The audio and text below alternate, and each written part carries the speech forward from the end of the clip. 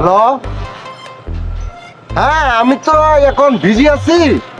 ওই একটা কুত্তা নির্যাতনের মামলা আছে তো, ওই মামলাতে আমি এখন বিজি আছি। অর্ডার অর্ডার অর্ডার, আদালতের কাজ শুরু করা হোক। শুরু সাতার মতো আছে। আচ্ছা আপনি কাজ শুরু করেন, বুঝলেন ম্যাম? মনে হয় আমি একটু বেশি খাওয়া ফেলাইছি আজকে।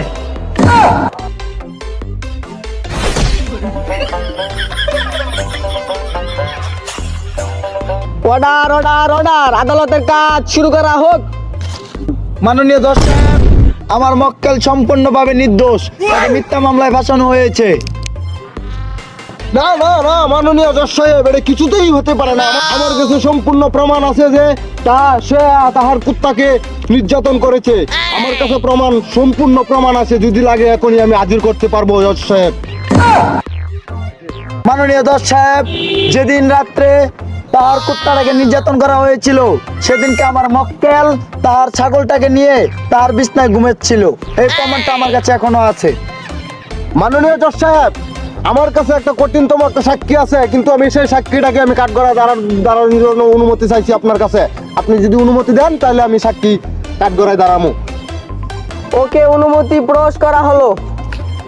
এই করিম সাহেব, আপনি এদিকে আসেন। আপনি কি কি দেখছেন আপনি আজকে কাঠগড়ায় দাঁড়িয়ে একটু সাক্ষীটা দিবেন। আচ্ছা করিম সাহেব, আমার মক্কেল যে তাহার কুত্তাকে নির্যাতন করেছে, সেটা কি আপনি নিজ চোখে দেখেছিলেন? সেদিন আপনি কি দেখেছিলেন?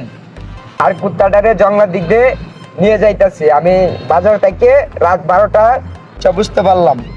মাননীয় জজ সাহেব, ওই যে করিম সাহেবের কথাও যদি ভুল হয়ে থাকে, ওরা যদি বিশ্বাস না করে, আপনি যদি বিশ্বাস না করেন, তাহলে আপনি নিজ চোখে দেখেন। আমার মোবাইলের ভিতরেও একটা ভিডিও আছে, সেই ভিডিওটা আপনি নিজ চোখেই দেখেন। মাননীয় জজ সাহেব, আপনার কাছে আবেদন জানাচ্ছি, আপনি কঠিন বিচার করবেন।